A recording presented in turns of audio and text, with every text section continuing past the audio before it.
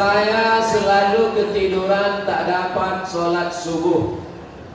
Orang yang tak sholat subuh karena ketiduran ada hadisnya. Man nama, siapa yang tidur walam yusalli, sampai tak sembahyang subuh, balas syaitanu fi uzuni, setan kencing di telinganya. Yang tadi tak sembahyang subuh, nah itu tertulis di sini, toilet setan.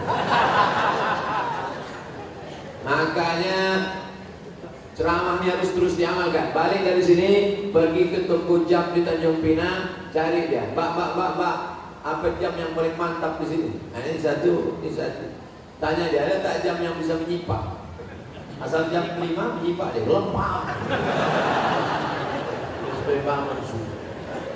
Ibu-ibu yang membangunkan lakinya, rahimallahu mura'atan, Allah mencurahkan rahmat pada laki-laki, aiqadha ahlahu, yang membangunkan istrinya untuk sholat subuh. Bangun mama bangun. Kan tweet bangun. Jaga-jaga ini. Udah dibangunkan baik-baik, tak juga berjalan. Bangun ibu. Tapi sekarang tak jelas lagi dunia ini, Ustaz. Tak siapa yang membangunkan, tak siapa yang dibangunkan. Ibu itu pula yang membawa air setimba. Bangun. Yang aslinya kalianlah laki-laki yang membangunkan perempuan. Tak satu dua perempuan mengadu melapor, Ustaz, kusangka dulu kalau nikah sama dia aku bahagia. Dia PNS, golongan 4A, gajinya banyak, tunjangannya hebat, rumahnya besar, mobilnya mewah. Ternyata setelah nikah sama dia menderita, Ustaz, macam tidur sama babi hutan.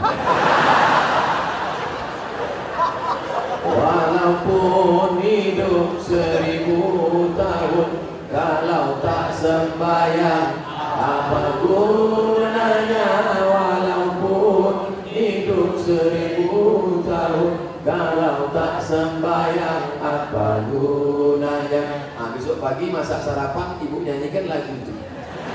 Walaupun hidup 1000 tahun, sampai ngaco aja. Walaupun hidup. Kau nyindir aku ya? Aku tak ada nyindir. Ini lagu Ustaz Somad semalam waktu di masjid.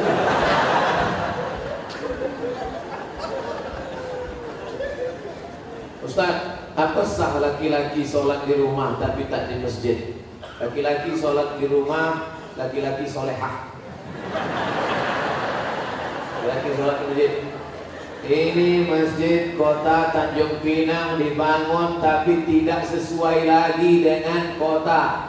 Tidak sempat lagi bisa dilebarkan, parkir sudah sulit, masyarakat tertampung lagi. Makanya mesti dibangun nanti di lokasi yang baru, masjid yang lebih besar lagi. Amin. Yang ini tetap ramai, yang sana tetap ramai. Tengoklah, tak muat lagi orang sholat. Orang Tanjung Pinang ini kaya-kaya, tiang masjidnya emas.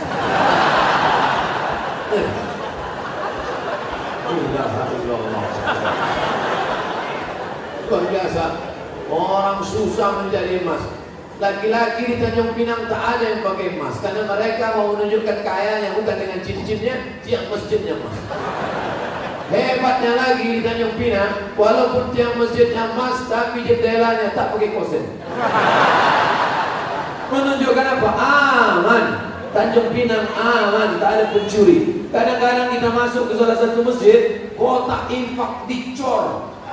Kotak infak pakai rantai besi, pakai gembok. Ke sini aman. Coba tengok masjid, lampunya pula macam lampu Masjid Nabawi. Luar biasa. Emas kan kuning.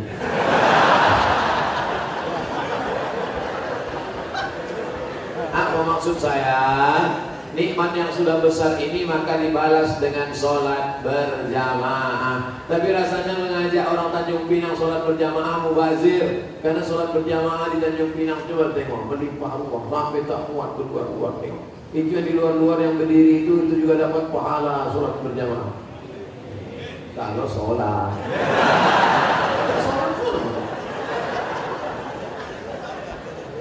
Layan tayanna. Mereka yang tak datang ke masjid, jangan ulangi lagi. Yang sholat di kantor, yang sholat di rumah, yang sholat di kamar, jangan ulangi lagi, kata Nabi. Kalau kalian tetap sholat di rumah, la uharriqanna alaihim buyutahum, kubakar rumah mereka. Nabi yang bilang, kalau kalian sholat di rumah itu bakar rumah mereka. Kalau hidup Nabi sekarang betapa hotspot titik api. Makin banyak rumah yang dibakar Nabi. Berasap lagi. Ustaz janganlah sebut-sebut asap. Asap Tanjung Pinang ini kan dari kampung Ustaz juga. Aku tahu apa yang ada dalam hati. Sebelumnya dari malam saya niat sholat subuh, tapi saya bangunnya jam 6 pagi waktu setempat. Apakah masih boleh sholat? Ini bukan menanya, menawar.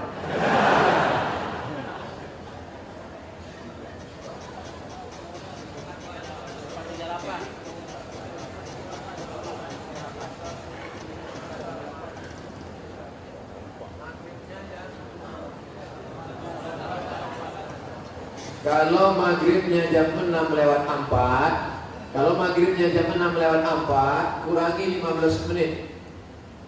Begitu cara mengukur isyraq. Boleh sholat sunat isyraq itu 15 menit lewat surut. Surut matahari terbit. Surut matahari terbit. Jadi kalau begitu, surut matahari terbit di Tanjung Pinang jam 5.50. 5.50 tambah 15 menit baru boleh sholat sunat isyraq jam 6 lewat 5. Itu jam kita ini imsak ada tapi isyraq tak ada. Cara mudah untuk isyraq, tengok maghribnya. Jam berapa maghribnya, begitu boleh isyraq. Kalau maghribnya jam 6 lewat 4, maka boleh sunat isyraq jam 6 subuh lewat 5. 15 menit sebelum itu subuh sudah habis. Maka di Tanjung Pinang untuk saat ini subuh sudah habis jam 5.50. Kawan, dia bangun jam 6. Ini kencing toilet setan juga.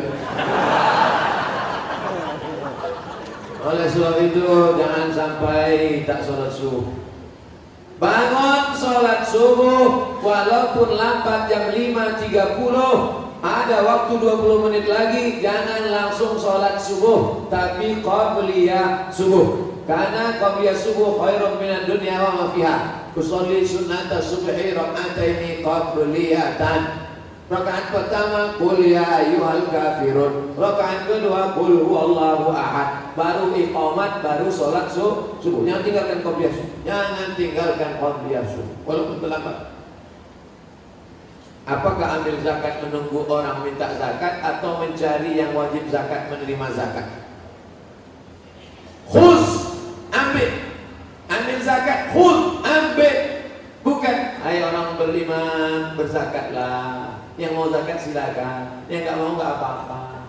Bukan begitu bunyi ayatnya. Khuz, ambil. Makanya yang punya jabatan kekuasaan buatkan perda, peraturan daerah, bayar zakat, PNS, ASN, perusahaan, BUMN bayar zakat, ke Basnas yang tak mau bayar zakat teken materi 6.000 siap dipindahkan ke sejauh mata memandang. Bisa atau tak bisa? Sudah berdebawan, sudah diterapkan. Langsung zakat potong atas. Abdul Somad jadi tim sosialisasi zakat provinsi 5 tahun. Bayarlah zakat, tak takut orang. Tak ada jabatan, tak ada kekuasaan. Tapi begitu bupati tanda tangan, perda bayar zakat langsung 10 miliar. Selama saya ceramah, yang paling besar zakatnya Aceh Barat, Meulabu, 15 miliar kabupaten. 15 M. Pas saya ceramah sana, saya tak tahu. Saya pun ceramah di kampung saya di Riau ada kabupaten 10 miliar. Mereka senyum. Pas makan, berapa tadi Ustaz? 10 saja. Kami 15 kan. Kalau mati saya Abdul Somad akan datang kalau mau ceramah tanya dulu. Pastikan kita lebih besar. Maka saya ingat betul mau labuh itu 15 M dulu 4 tahun yang lalu. Sekarang lebih besar lagi. Bagaimana cara menegur khotib yang lupa rukun khutbah? Kasih tahu, Pak Khotib lupa rukun khutbah 5. Semua laki-laki di sini wajib bisa khutbah. Karena mana tahu nanti pergi ke pulau, kebetulan ditugaskan Pak Wali pergi ke pulau. Sampai di pulau ada sholat Jumat. Apa kata pengurus masjid? Hari ini Jumat tidak jadi karena nggak ada khotib. Karena khotib mencret, karena khotib demam. Maka PNS yang datang tadi berdiri, saya bisa jadi khotib. 5 rukun khutbah. Naik ke atas mimbar, alhamdulillah, wassalatu wassalamu ala rasulillah. Ya ayyuhalladzina amanu taqullah, usikum wa nafsi bitaqwallah. Allahumma fil muslimina wal muslimat. Duduk. Habis itu tegak lagi. Alhamdulillah. Allahumma shalli ala sayyidina Muhammad. Ya ayyuhalladzina amanu taqullah, usikum wa nafsi bitaqwallah. Allahumma fil muslimina wal muslimat. Dah, Omar.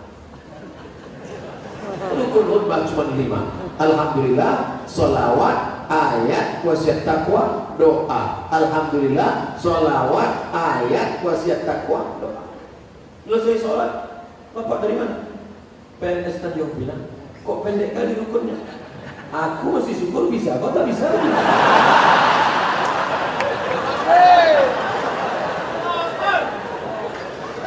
Nah, insya Allah selesai ceramah ini semua PNS, ASN Tanjung Pinang bisa jadi khotib, betul? Sependek itu pun ada di Bengerang. Naik ke atas. Nanti latihan dulu, karena kadang walaupun kita hafal, karena grogi naik ke atas hilang juga ini. Pas naik ke atas, alhamdulillah, wassalatu wassalamu ala rasulillah. Ya ayyuhalladzina amanu taqullah, usikum wa nafsi bitaqwallah. Allahumma fil muslimin wal muslimat. Duduk. Karena khutbah mesti 2. Bisa naik lagi. Alhamdulillah. Diulang balik, jangan buat naik lagi sama macam tadi.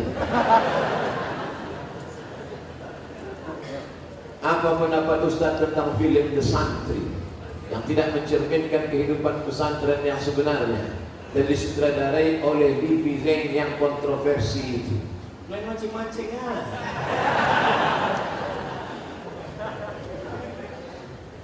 Udah banyak komentar. Ikuti aja yang udah ada. Saya yang beban lama belum selesai.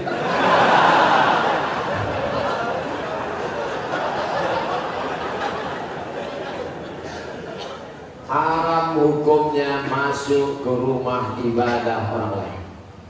Haram. Saya tak nonton film ini sampai habis. Baru menengok trailernya.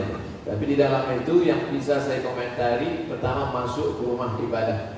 Karena Nabi tak mau masuk ke dalam tempat fihi surah wa tamathil. Kalau di dalam itu ada patung berhala. Maka dalam Islam mazhab Syafi'i mengharamkan masuk ke dalam rumah ibadah di dalamnya ada berhala. Mazhab Syafi'i. Kita pakai mazhab apa? 2. Tentang masalah laki-laki perempuan berdua-duaan tak mahram. Alam-alam. La yakhluwanna rajulun ma'a mar'atin illa ma'adhi mahramin. Oleh sebab itu maka kita jaga anak cucu kita dari perbuatan-perbuatan maksiat. Bahwa ada misi-misi sesuatu di balik ini semua, wallahu a'lam bishawab. Kita akan diminta tanggung jawab di hadapan Allah Subhanahu wa taala. Islam tak perlu diajari bagaimana berinteraksi sosial dengan saudara kita non-muslim. Karena kita sudah lama bertetangga, apalagi orang Tanjung Pinang. Seandainya orang Tanjung Pinang ini ekstrim, tak akan ada orang Tionghoa di Tanjung Pinang, betul? Kita semuanya bisa menerima, siapapun yang datang semua bertetangga, berkawan, bersahabat. Tapi kalau sudah dalam masalah ibadah, ritual, tak ada tawar-menawar. Wala ana abidun ma'abatum, wala antum abidun ma'abud lakum dinukum. Sekarang banyak yang tak bisa membedakan kebablasan, tak bisa membedakan mana toleransi, mana toleransi. Harus bisa dibedakan. Jangan karena toleransi mengorbankan keyakinan akidah anak-anak kita. Nauzubillah. Jangan lupa subscribe.